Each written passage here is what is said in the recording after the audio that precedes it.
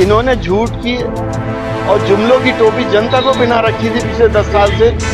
आप देख रहे हैं कि कुछ लोग आदमखोर हो गए हैं और कुछ जानवर भी आदमखोर हो गए हैं आपके हमारे देश में, हमारे प्रदेश में। देश सबका है, किसी की जागीर नहीं है, सबका बराबर का हक है। सब लोकसभा चुनाव के बाद देश के अलग अलग हिस्सों से लगातार सामने आ रही मॉब लिंचिंग की घटनाओं को लेकर मुरादाबाद से समाजवादी पार्टी के पूर्व सांसद डॉक्टर एसटी हसन की कड़ी प्रतिक्रिया सामने आई है। उन्होंने कहा है कि यहाँ कुछ जानवर ही आदमखोर नहीं हो गए, बल्कि कुछ लोग भी आदमखोर हो गए हैं। उनका कहना है कि कुछ राज्यों के मुख्यमंत्रियों में ये होड़ लगी हुई है कि अल्पसंख्यक मुसलमानों को कौन सबसे ज्यादा टॉर्चर करेगा। देखिए सपा के पूर्व सांसद एसटी हसन ने अपने बयान में और क्या क्या कहा। देखिए, ऐसा है, हमारा पार्टी ऑफिस जो 1994 से हम लोग उसके अंदर काम करते हैं और एक हमारी समाजवादी पार्टी समाज सेवी संस्था के नाम से भी जानी जाती है। इसका आवंटन हमें 1994 में हुआ था। हमने अखबारों के माध्यम से ये पढ़ा कि इसको खाली कराने के आदेश हो गए। हमें इसके बारे में कुछ पता नहीं कि क्यों कराया जा रहा है खाली।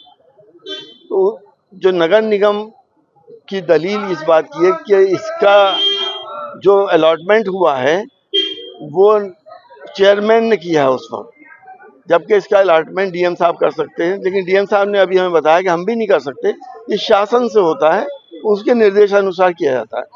शासन से जो अलॉटमेंट हुआ उसका हमारे पास लेटर है, वो हमने डीएम साहब को दिखा दिया है। डीएम साहब पूरी फाइल देखेंगे और जो भी इंसाफ होगा वो उसको करेंगे। मॉब लिंचिंग की लगातार घटनाएं हो रही हैं, ऐसे वीडियो भी आ रहे हैं, क्या कहेंगे? लगातार वीडियो आ रहे हैं। देखिए, अब इसमें क्या कहा जा सकता है, इससे देश की बहुत बड़ी बदनामी हो रही है इंटरनेशनल फोरम के ऊपर। आप एक शक के अंदर किसी इंसान को मार दो, अगर कोई क्राइम भी कर रहा है तो आप पुलिस को उठा के दो। आप देख रहे हैं कि कुछ लोग आदमखोर हो गए हैं और कुछ जानवर भी आदमखोर हो गए हैं आपके हमारे देश में, हमारे प्रदेश में।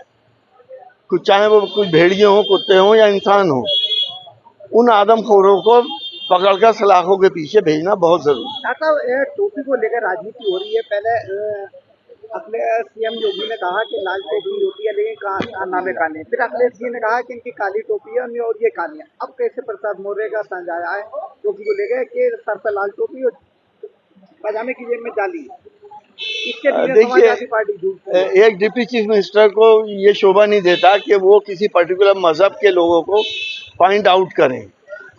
देश सबका है, किसी की जागीर नहीं है, सबका बराबर का हक है। संविधान ने बराबर के हम लोगों को हक भी दिए हैं और इंसाफ के लिए भी कहा गया है।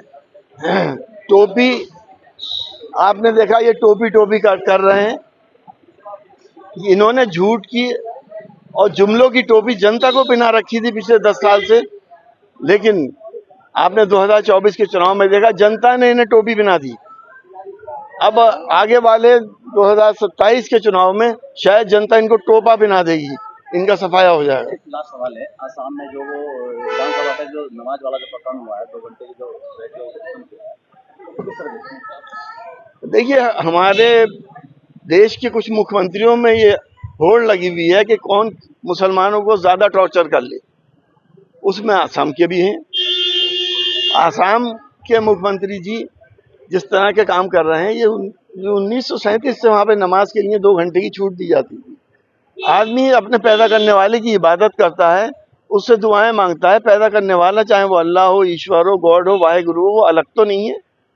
वो देश के लिए भी दुआएं करते हैं, अपने लिए भी दुआएं करते हैं।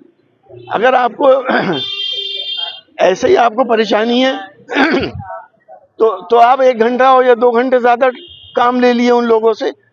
लेकिन इबादतों के अंदर आप खलल डाल रहे हैं और इबादतों में आप ये शो कर रहे हैं कि हम मुस्लिम विरोधी हैं। उनके सारे काम मुस्लिम विरोधी हैं और मुसलमानों की दिल आज़ारी करना उनका शेवा है। क्योंकि जब वो कांग्रेस में थे तो उनके ऊपर बड़े बड़े इल्जाम थे। हो सकता है उसको कवर करने के लिए वो ये सब काम करते हैं।